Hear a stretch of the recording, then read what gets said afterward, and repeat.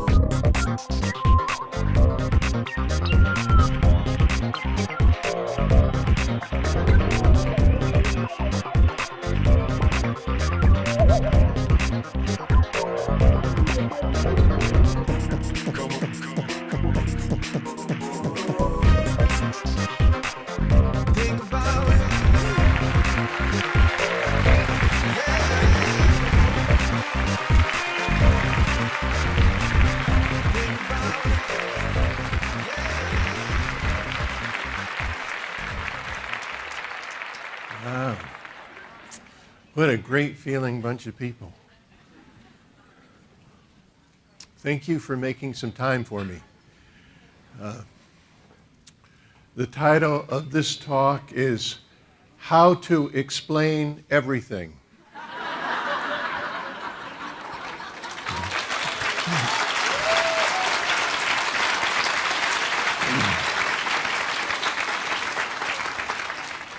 And of course, if you're going to explain everything, you need a good paradigm. And a paradigm is a way of structuring data so that people can understand you better. It's a storytelling tool. And paradigms are created to bridge unknowns. Like you go, so this, so probably that. You know, they're organized word lessons built of data and conjecture. And the paradigm that I'm going to show you will help you structure the history and evolution of life. And you can superimpose it on consciousness or personal development, human evolution, societies, spiritual paths, governments, religions, just about anything, and it will reveal new insights. And if there's some philosophic or metaphysical subject that you want to know more about, just start structuring what you know with this paradigm, and more will be revealed. So here's the basic paradigm.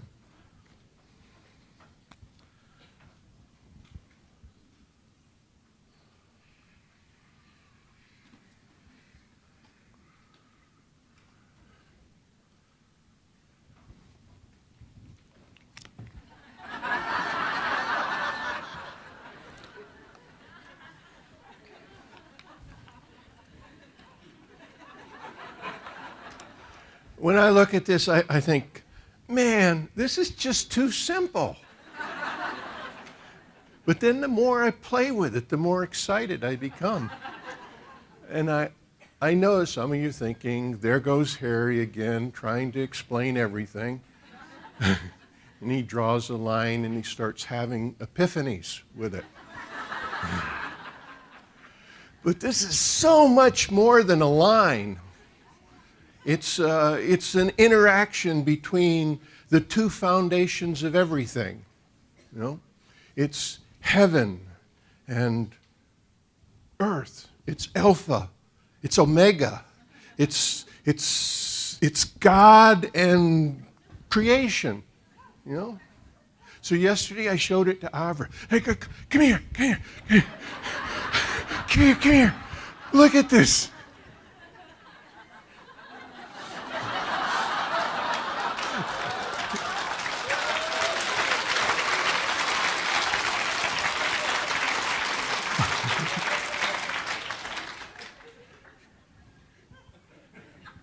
She says, it's a line, Harry. I go, yeah, but it's a line that's got everything on it. And she has one of those phones that you wear over your ear, and I can't tell whether she's talking to me or somebody on the phone.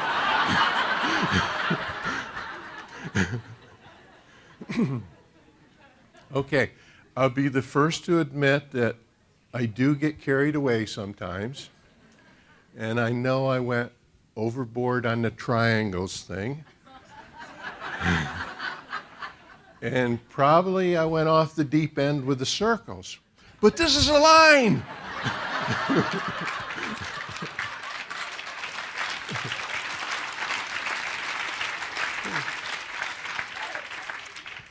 This is what I have been working up to. And how much trouble can you get into with a line? At the bottom, you have physical universe.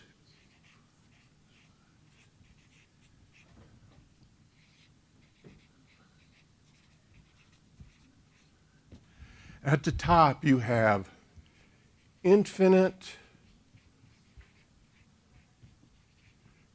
being.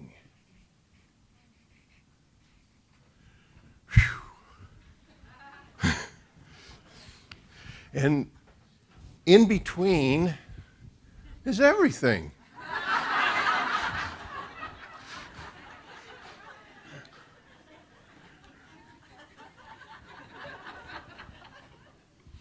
Okay, so, all right, stick with me. Let's put the evolution of consciousness on the line.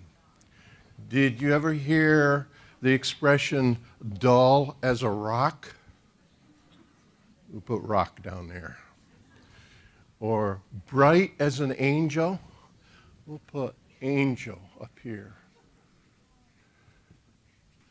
And everything else goes in there. I mean, doesn't that just explain it all?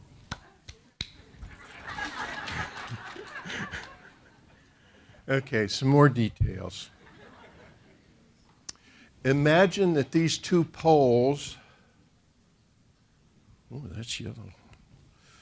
Imagine that these two poles are broadcasting a signal. And they go.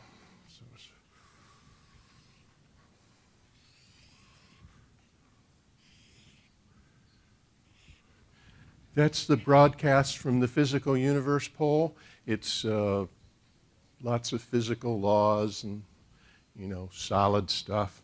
Here's the broadcast from infinite beingness.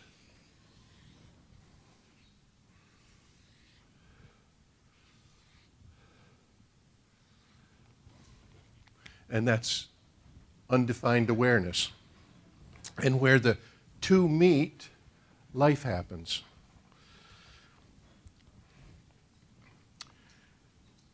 As the physical universe end, you have life focused on physical cells, organs, bodies. And at the upper end, life enjoys infinite, eternal beingness, source. And in the middle, you have this complex mixture of physical universe and awareness. Now, at the lower end, the mixture of physical universe and awareness is called animal consciousness. In the middle, the mixture of physical universe and awareness is called intellectual consciousness. And at the top, the mixture of physical universe and awareness is called spiritual consciousness. So you have three domains here. And as you go up from the physical universe, up this line, the influence of the physical universe becomes less, and the influence of infinite being becomes greater. Now, most respected teachers will tell you that the most important undertaking of life is the journey that you make across these three domains. The Buddhist follows the path of Dharma, which means, in essence, taking those actions that you believe will result in the most good. Always do what you believe is right. And this has a strong element of personal responsibility because what you believe is right depends upon where you are in a domain. Animal consciousness is sometimes called the savage mind. It's a stimulus response mechanism that is controlled almost entirely by the physical broadcast. And awareness at this level is focused on physical perceptions and body sensations. A savage mind is very good at organizing and developing biological functions. It controls heartbeat, breathing, and digestion. And by manipulating these biological functions, it stimulates the animal level instincts of fear, hunger, and the mating drive.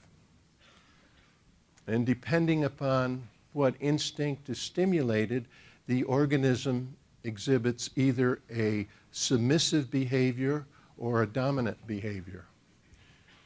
So life at this level down here is controlled by external circumstances. It's savage, it's predatory, and it's selfish. And response is determined by pleasure or pain. If something or someone triggers a pleasure response, the animal will repeat the behavior. If the pain response is triggered, the animal will stop the behavior.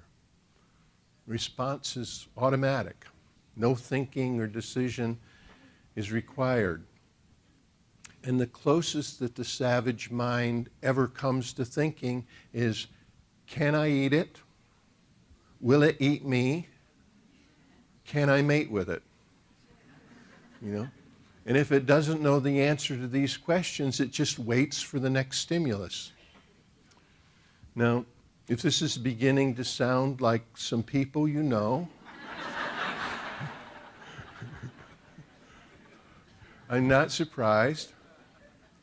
By my estimation, about 50% of the current human population operate at this level, which means that the subjects of greatest concern are, can I eat it? Will it eat me? Can I mate with it? Here's an ideal beer advertisement for animal consciousness. It tastes good, it won't hurt you, and it'll make you look sexy. Well, dough, give me some of that.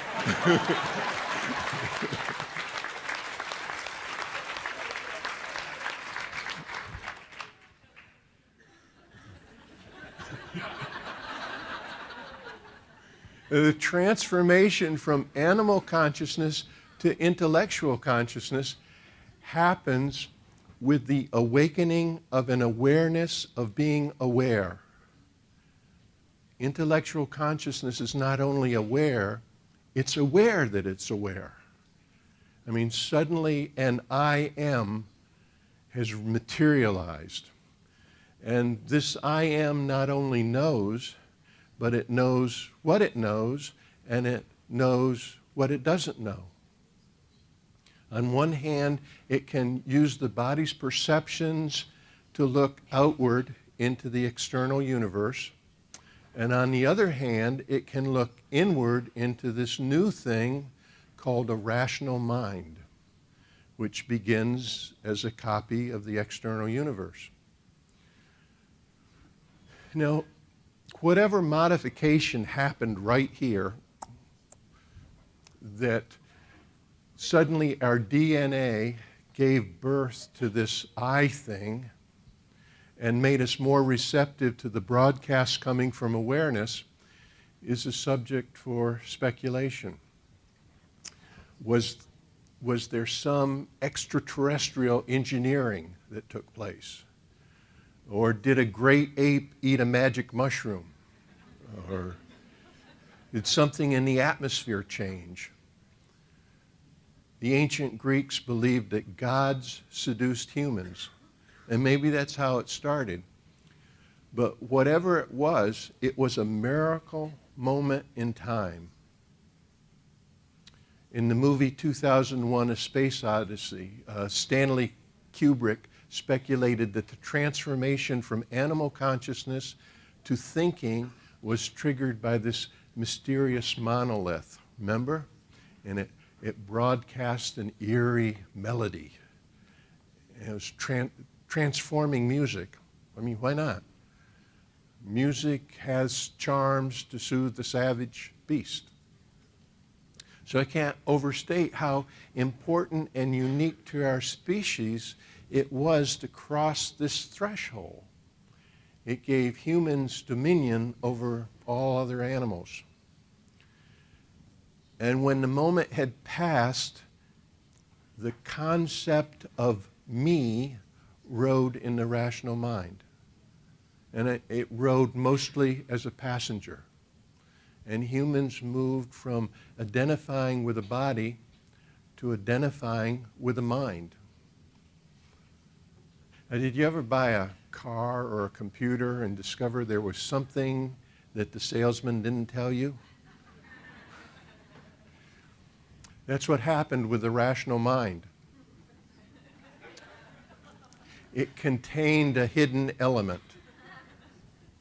And underneath the chrome and the equations and all the pretty dreams, the savage mind still lurked there.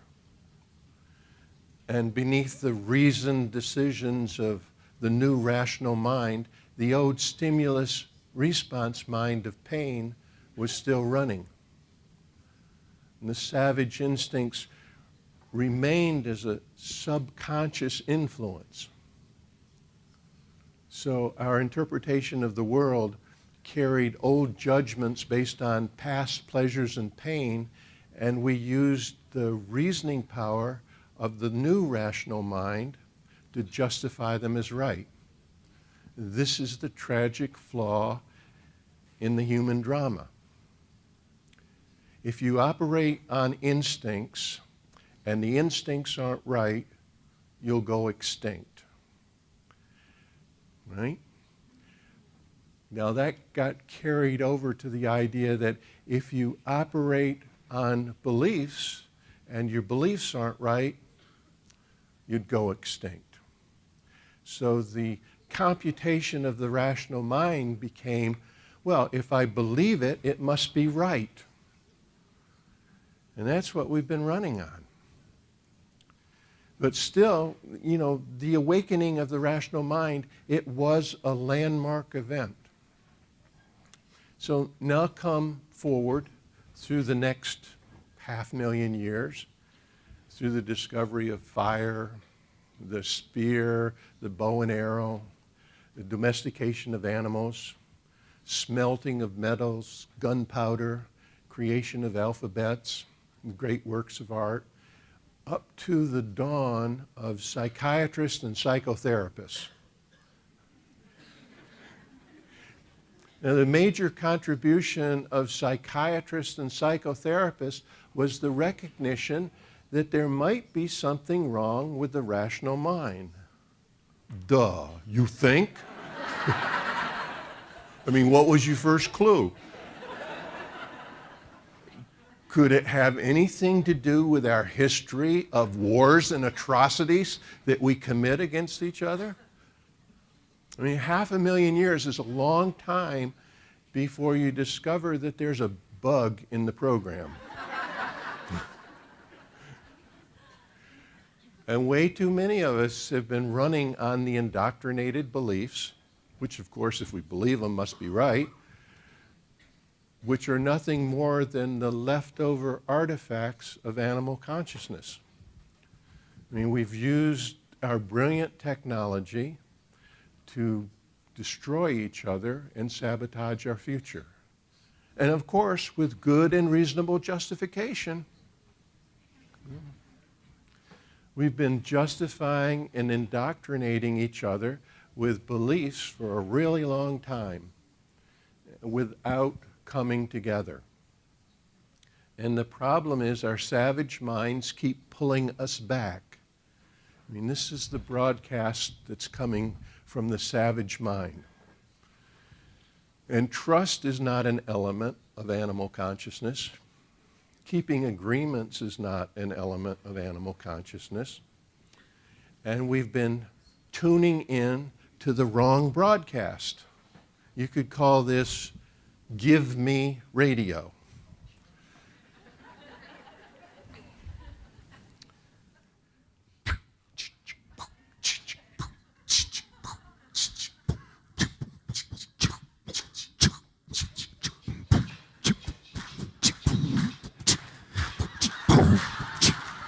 Need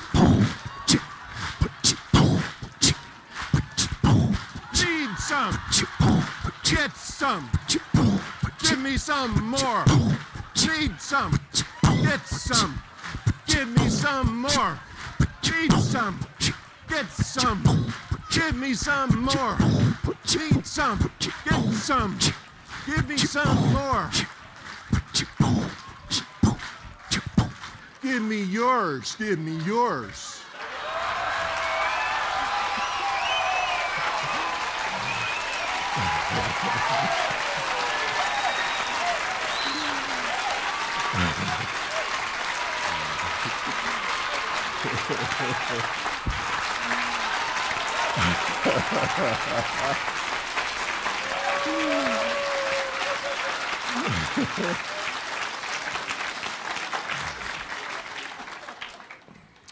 That's not the song that's going to save us.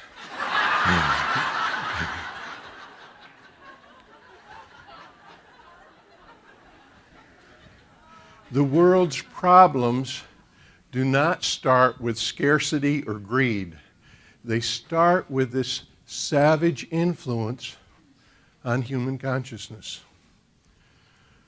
And the thing we have to solve is how to make care and compassion more valuable than self-importance and impermanent things. And the ultimate solution is broadly awakening the enlightened mind of spiritual consciousness.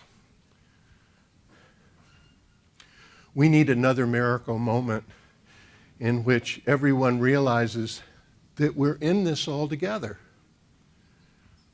and that the earth is the only spaceship that we get. And Star's Edge has laid the foundation. Future generations need to direct their greatest efforts toward coming together. I mean, the world needs less superpowers and more friendly tribes. And the me that showed up with intellectual consciousness needs to change from being an indoctrinated passenger in the rational mind to being a responsible owner and driver of the rational mind. And you will play a major role in that transformation. You're part of the construction crew for the next miracle. You deliver Avatar properly, and your students will realize that they are more than minds, and they'll move beyond the influence of indoctrination.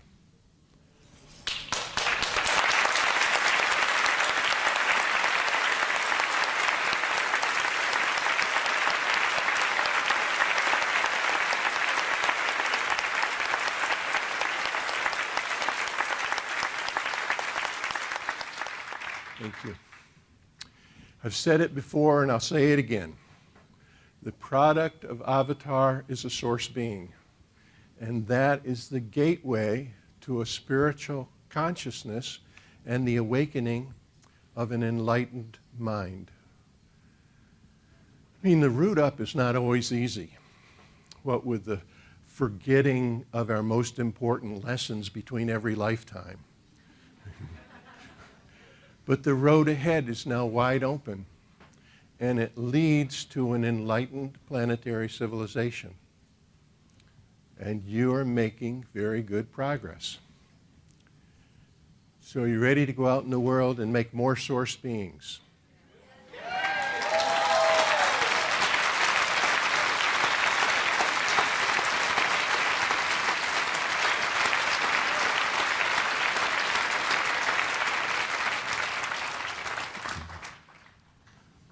Good.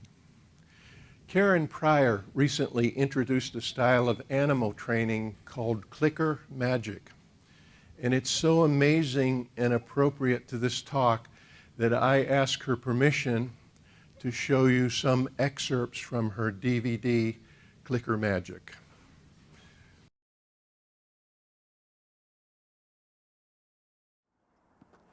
Clicker magic. Well, it's not magic, it's science. But sometimes it can be pretty amazing. Clicker training is slang for what scientists call applied operant conditioning, the principles that underlie how animals and people learn. Clicker trainers use a little plastic clicker, a noisemaker, to mark any behavior that we like. We mark the behavior when it's happening, and then we give the animal something it wants, like food or petting or praise. With our clicker, we can build behavior step by step in a process known as shaping. Trainer Catherine Cromer came to one of our seminars and then went home and rescued an abandoned pet at the animal shelter in order to practice her own shaping skills. She videotaped the process, step by step, and I'd like to use Catherine Cromer's video to review the process of clicker training. The first step is to establish the conditioned reinforcer, or the marker signal, that you're going to use to tell the animal when it's done the right thing. Get the cat to associate this noise with that food. We're also pairing clicking with petting, which she enjoys just as much as the food. I'm sure not all cats do, but this one does, so we use it.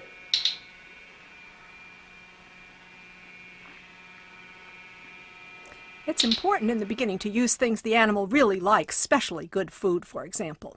The next step, when you have a signal, is to shape a behavior, in this case, targeting. Now we're going to get her to touch or target in this case, a magic wand. You don't need a magic wand to train a cat, but this one seems to enjoy it. Now, in the first few lessons, the animal's going to be a little inattentive. That was true of some of the puppies that we started with, and Gusto. That will improve with time. First, we show it to her. She touches it. She hears the click, which by now means that she's going to be eating or being petted. Now, she's fairly consistent on touching it, so we're going to add a cue to it, a command to do it. Touch it.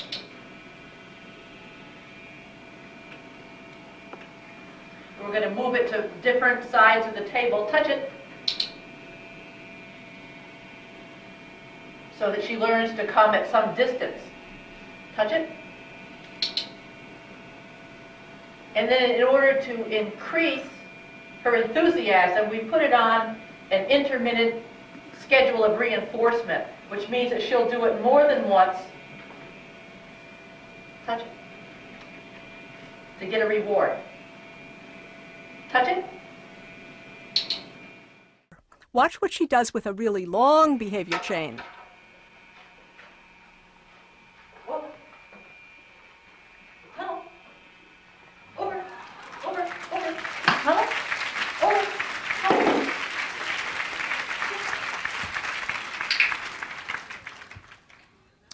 That was really interesting, wasn't it?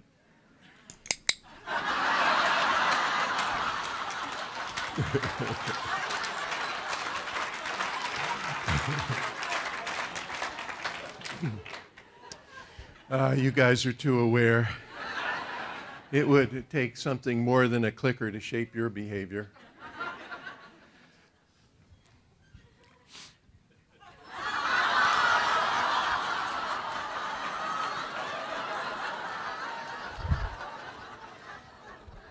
Would you smile for me?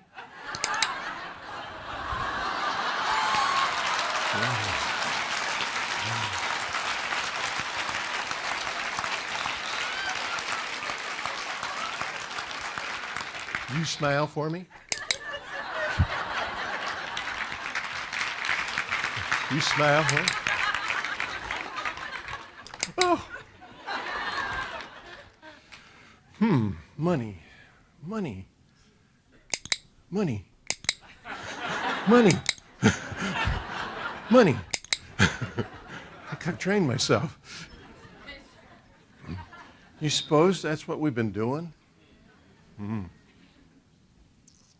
I started clicker training my German Shepherd to sit and stay, and she caught on right away. I I mean, she really caught on. She started experimenting with various behaviors to see if she could elicit more clicks from me. You know? How about if I rub my nose with one paw, boss? No? Okay. How about if I put an ear out like that? Come on, boss, hit the clicker. I do this. She cleaned me out of yummies. But that's what we've been doing with each other, is doing things to get more clicks or more attention or more money. And there's nothing wrong with that as long as we do it honestly.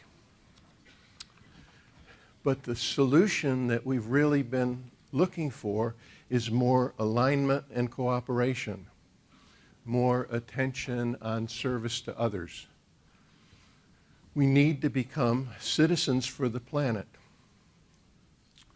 Have you ever felt the warmth of the morning sun on your face?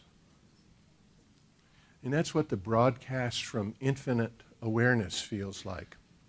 It inspires goodness and love and compassion. And it brings tears to your eyes and compassion to your heart. Here's a review video for you.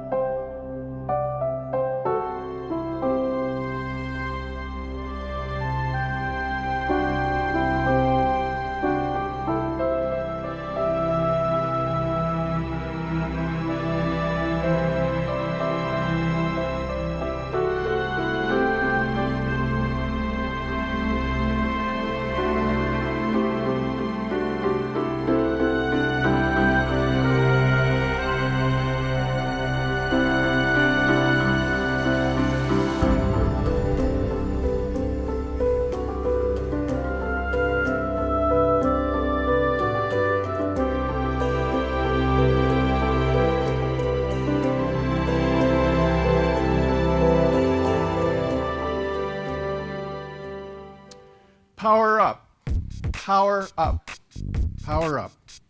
There are wonderful possibilities ahead. Hoorah! Thank you.